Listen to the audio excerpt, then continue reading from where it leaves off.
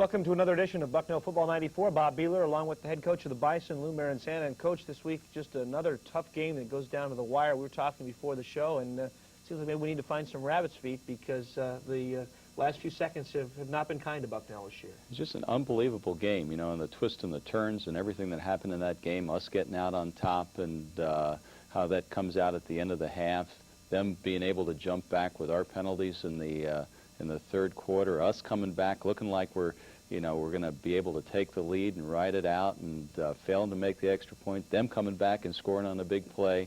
The script just never ended. I was going to say, I don't think you could have envisioned anything so wild. Let's get to the highlights right away. Bucknell would come up with the toss of the coin. Andy Welty has told us he never misses guessing heads or tails, and whichever one he guessed was correct. Bucknell won the toss, elected to defer.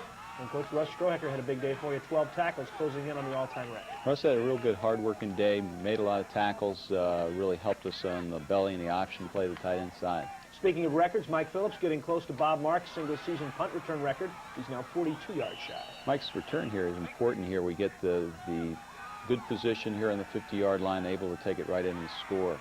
Mark Gentili had 5 catches. Was that part of the game plan, look for the tight end? Well, we want to be productive with Mark, and he's a guy that can do it for us. These are both third down plays here and in keeping the drive alive. Bison were very effective on third downs, and Rich Lemon, I don't think a hand was laid on him as he went for the touchdown. Just a little counter play there, and Rich just blasted right through the middle in the end zone. Good hitting on special teams. We've had a lot of good ones to look at on highlights, and this one, you really don't see Brandon Little fight through the block, but he also gets through to get the return man as well. He's running right through the wedge there, and he not only comes off the edge of the blocker, but also really blows the guy up.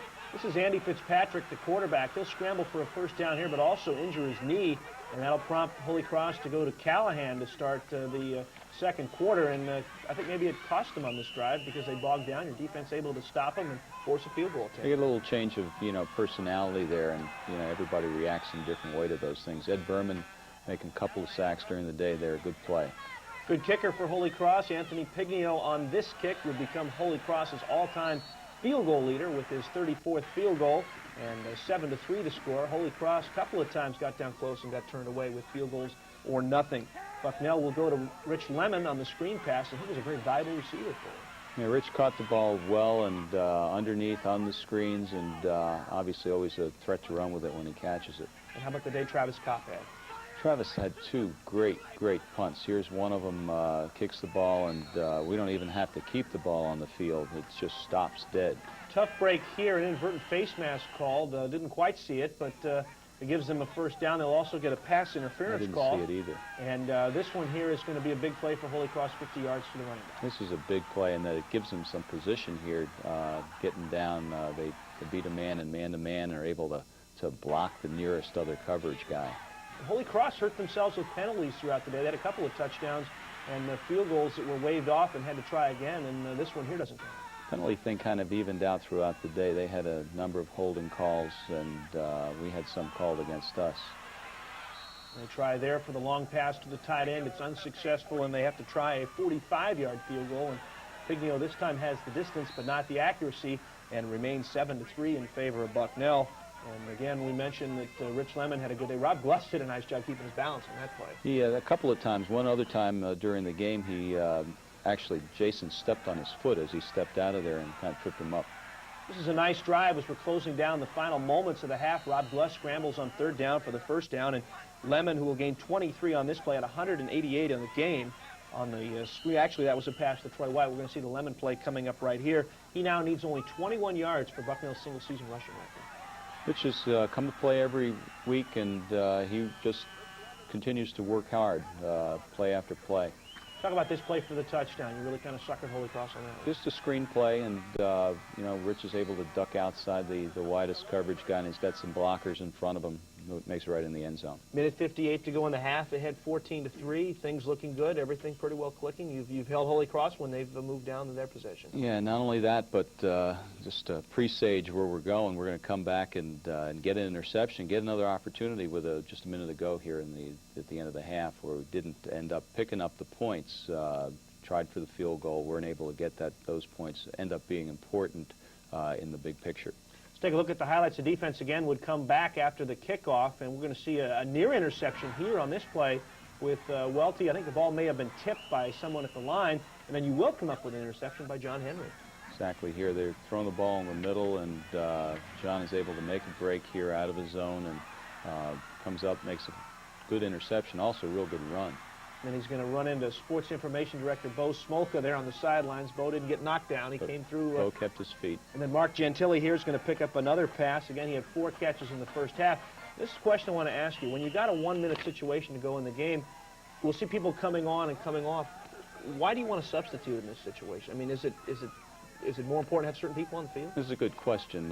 What we want to do is we want to try and get the best personnel for the plays that we're calling, and what happens here is we're basically trying to focus on trying to kick the field goal if we can, and we end up with the shuffle in and out coming up. This was a very nice play right here to get out of bounds. Right, having to use our last timeout here. I think you'll see on a scramble that Rob makes out around the outside, doesn't quite get out of bounds. And I believe there'll be 9 seconds left, right. And without a timeout, you have to decide whether you want to go for the field goal now or whether you want to run another play. And there was no question then that at that point we used the timeout to try and get the field goal. And Rich has a little trouble with angles. He's been much better, really, from further out than he has been in close this year. That's a tough angle for anybody coming from that side, particularly a side-winding kicker. Is the angle you think you'd rather have somebody to the opposite side, the left side's using the I right think side? they prefer that, and they'd to that one and elect the one in the middle the best. And ironically, most of the things in college are made to be easier for the players, but in kicking, the pro game is really easier with the narrow hash marks. Well, what they've done in college football across the board is they've done everything they can do to make it harder for the kickers, and kind of assuming that if you have less kicking and you got more running and passing, that the game's going to be more exciting, I guess. One of the areas of Bucknell's special teams that a lot of times goes unnoticed is that of the snap. Steve Herbert, a senior from Selinsgrove, has handled the snapping this year, and Mark Braver has him in the Bucknell spotlight.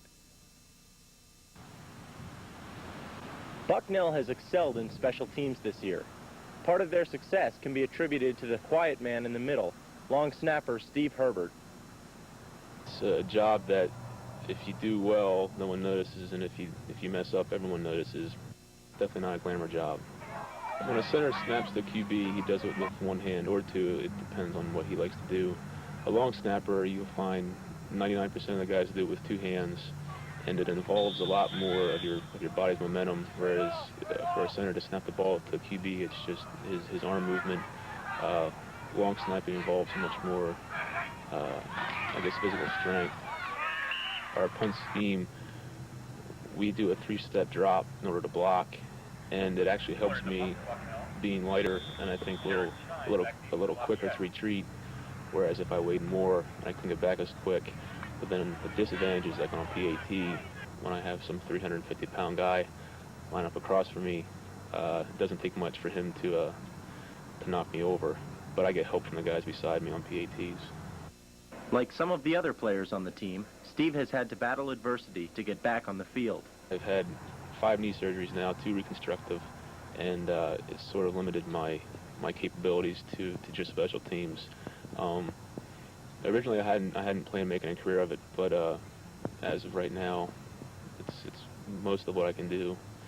I could, but my knees get real sore if I start doing more activity, so I limit myself to just long snapping.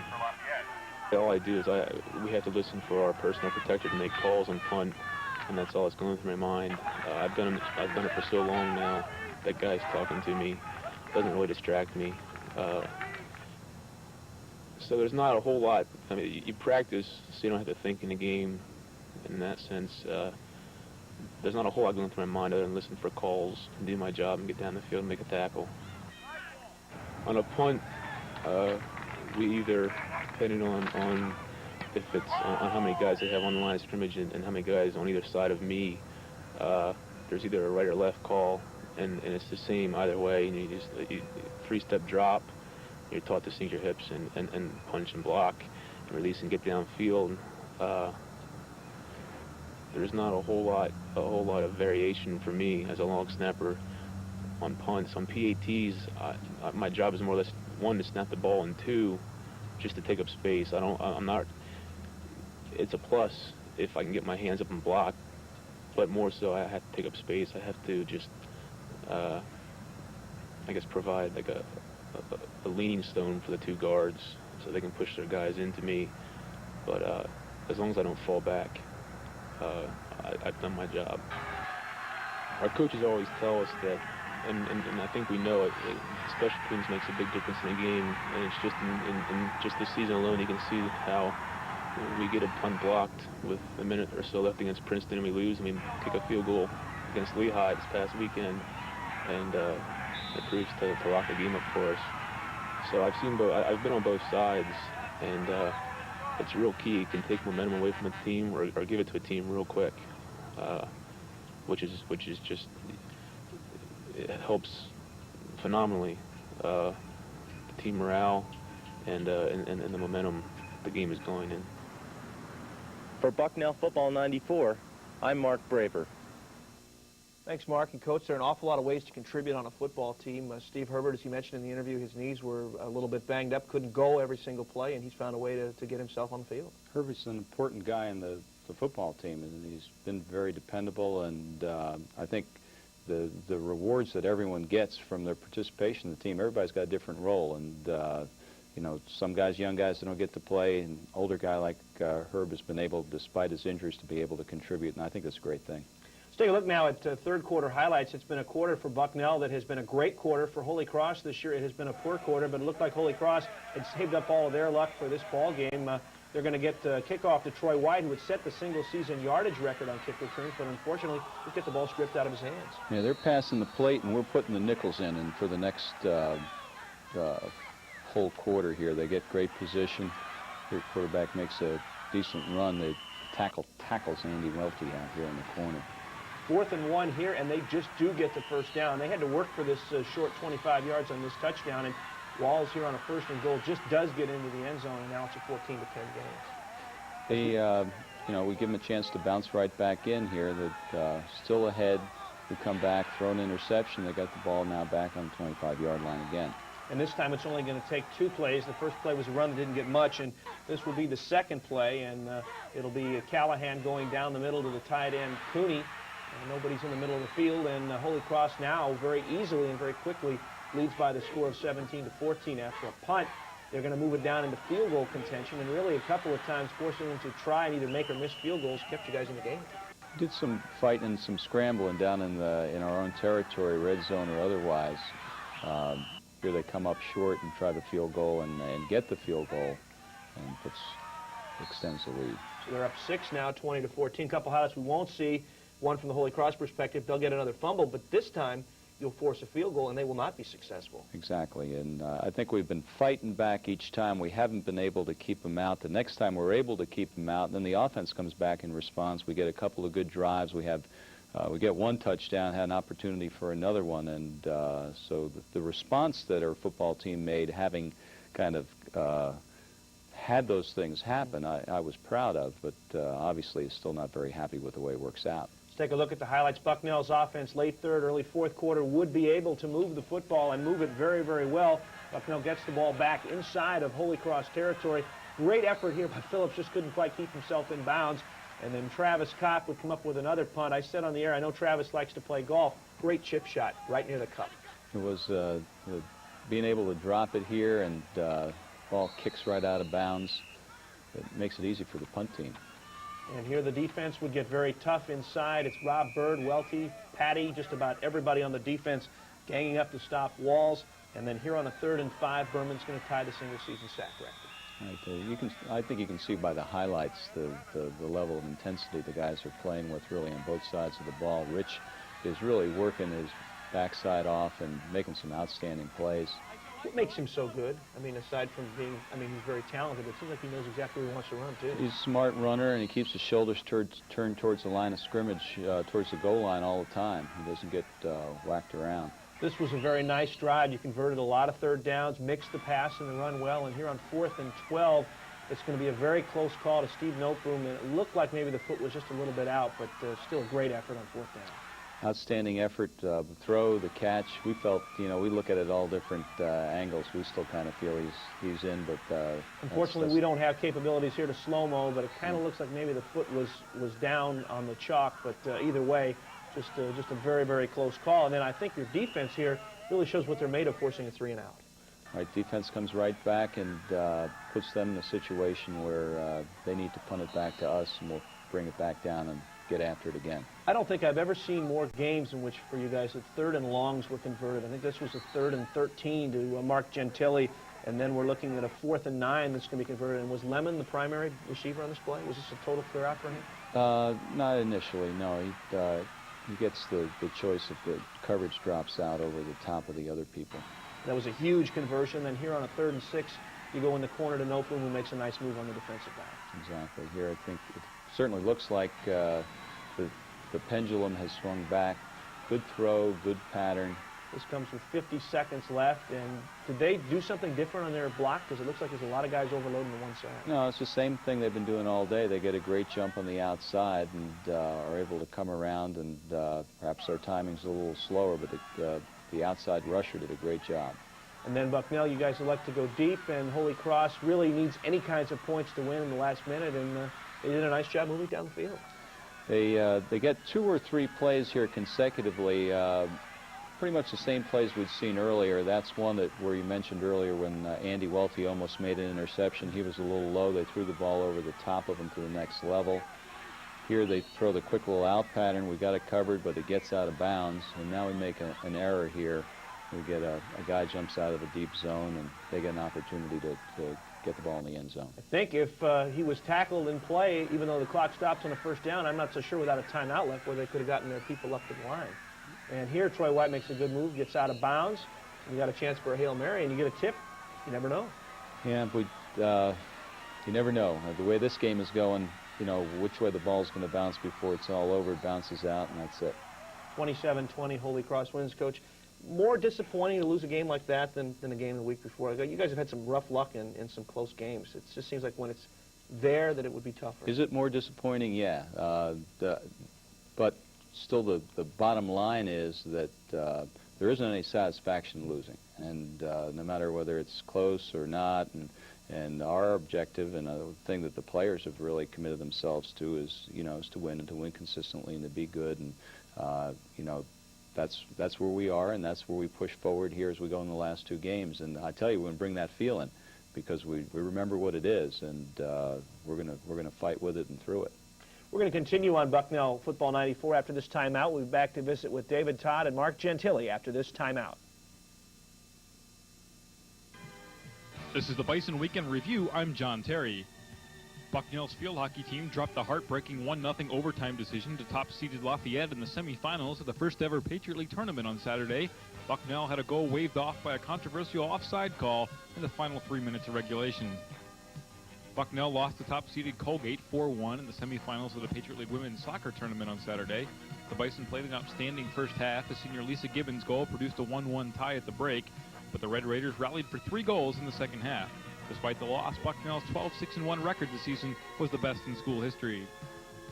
Bucknell's volleyball team went 2-1 in the Bucknell Comfort Inn Challenge on Saturday. The Bison defeated Robert Morris and Columbia in 4 games before being swept by Siena. Junior Katie Steele had 36 kills in the 3 games and had a whopping .604 hitting percentage. Bucknell swimming and diving teams got started on the right foot on Saturday. For Bucknell Football 94, I'm John Terry. A special player guest today happen to be roommates, David Todd and Mark Gentile. And David, we'll start the questioning with you. I have a question about Mark. You've seen now Mark for 4 years as a tight end, having to cover him from your safety position.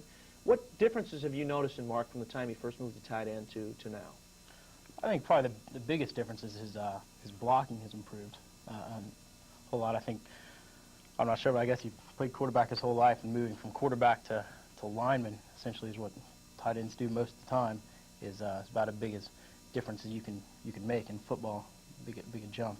But I think primarily his blocking's improved, and I think he's got probably a lot better grasp of what actually he needs to do as a receiver. Like as far as getting open and being in the right spot, things like that. Mark, I'll ask you the same question that I just asked David. David came in, I believe, as a quarterback also, maybe played some defensive back. But what have you noticed having to catch balls over the middle against him as a safety? Well, when Dave first came as a quarterback, I think they moved him because the first day of practice I picked him off 3 times, I think it was. So they got rid of him at quarterback, and then they moved him to D-back, and he remembers to go in the game now when he's supposed to, because freshman year he forgot. He was watching the scores, the out-of-town scores on the scoreboard. But he understands the coverages a lot better now. He's always telling me about them, and he covers the middle a lot better than he has, and that's about it. I don't know much about the defense, to tell you the truth, Bob. Let's take a look at some highlights. We've got some highlights, first of all, from Mark and then from David. Mark, we've got 3 of your catches from Saturday, a couple that went over the middle, a couple on the sidelines. Maybe you can tell us like what the differences are for you, maybe what's easier, what you're doing here. That's a little choice pattern. I just go out, and whichever way the zone guy turns, I turn the opposite way. And this one pretty similar on this play, too? Yeah, the play action holds linebackers there, since we have a good running game, and then I just run past them, and the deep men can't get there in time. How about the sidelines? Tough watching the feet? Yeah, I get kind of nervous sometimes when I get near the sideline. I've had a problem with that this year. But that's usually there's 2 wideouts on the one side, and then I'm single receiver backside, so I get single coverage. And they were playing deep there, so I just broke it off early, and I was open. Got a couple of plays from David Todd as well here. And David, I know the free safety is a position kind of in the very back of the defense. Sometimes you have to come up and have run support like on this play here. This play here, down by the goal line, a lot of times we'll run, like a man or a man-free type defense, which allows me to, be less concerned with playing the pass and being able to come up on the back more often. And there you had the interception. It looked like you're kind of just floating back there, looking for where it might come. Yeah, that was towards the end of the game. I think we were sitting back a little bit. They were trying to throw long, and we were just in cover 2. I was sitting back there, kind of waiting, I guess. David, you're from Oklahoma. How did you find Bucknell University? We don't have too many. We got, I guess, one other player on the team. We have from another Oklahoma, guy this year, Todd Baker. He's a freshman. How does somebody from Oklahoma get to Bucknell? Well, Bob, that's a question I get a lot, and I don't really have a very strong answer for you, to tell you the truth. I think, I'd always kind of associated going to college with going away, actually, and kind of on a whim, almost, I guess, I came here to Bucknell, and so hopefully it's worked out, and I'll tell you in May if I get a job. Maybe that's one of the criteria. Mark, as we get down to the end of the season, I think you're looking to accomplish. I know the team obviously wants to go out with a winning season and win 2 games. Is there anything you're looking to accomplish personally? I think I need a few more catches to be 10th all-time receiving, and I'm just hoping to get that. And I'd really like for our team to have a winning record. If we can win our last 2 games, we'll be 6-5. So I think that's the most important thing. I'd really like to have that. David, what about you? Anything, any type of goals? Yeah, what Mark mentioned, I think right now winning record is pretty much our primary goal, and we have a great opportunity to do that with these next 2 games. And David, as we finish up the interview, we know you're from Oklahoma, but what are you majoring in? Maybe what you're looking to do next year? You're a senior. I'm an economics major, and as far as my future goes, I'm not too sure what I want to be doing. Hopefully something like financial related. Like brokerage house or something like that, hopefully. Mark, I know you're in some discipline of engineering. Civil engineering. So what do you want to do with that? Oh, I don't think I'd like to do design work. I'd like to do something else, sales or something in the engineering field. Hopefully I'd like to get a job in Pittsburgh, home of the Steelers. And let's hope they don't have to build too many things. We've heard about some of your... Country, yes, exactly. Well, Mark and David, I want to thank you guys for coming on. Appreciate it, and good luck for the last 2 weeks of the season. Thank you. Mark Gentili and David Todd, our guests. Lou Maranzana comes back to talk about the Colgate Red Raiders up next on the schedule after this. Since 1846, scholars have come together at Bucknell to ask questions and explore answers. Inspired by the fresh spirit of the newest students and the seasoned wisdom of the faculty, this meeting of minds fosters achievement. Bucknell professors enjoy national reputation, and Bucknell students are known for their intelligence. Their lively exchanges extend from classrooms and seminars to informal meetings in faculty offices and the campus snack bar. Bucknell is a comfortable place for the tradition of the classics and the demands of today's society. The arts, humanities, and sciences thrive alongside professional programs in engineering, education, management, and music. The environment for this growing diversity and the ongoing meeting of minds is a very beautiful campus in central Pennsylvania. Bucknell's stately buildings and beautiful trees and gardens provide an ideal collegiate setting. Bucknell, with 3,300 undergraduates and over 260 faculty members who sustain the spirit that is this university and who carry it with them throughout their lives. At Bucknell University, we pride ourselves in doing intercollegiate athletics the right way. We're extraordinarily proud of our student athletes and their record of success in terms of Patriot League scholar athletes, academic All-Americans, and NCAA postgraduate scholarship winners. In addition, our graduation rate of student athletes has been #1 in the country over the past 3 years. The goal of the athletic program at Bucknell University is to provide a competitive Division I experience for over 750 athletes in 26 men's and women's varsity programs. In order for us to enjoy our current level of success, we need your help. You can support our student athletes by joining the Bison Club. I'm certain that the self-satisfaction that you gain from assisting student athletes to have a quality, competitive Division I experience will be well worth your while. On behalf of the student athletes of Bucknell University, thank you. For more information, write to the Bison Club in care of Bucknell University or call 717-524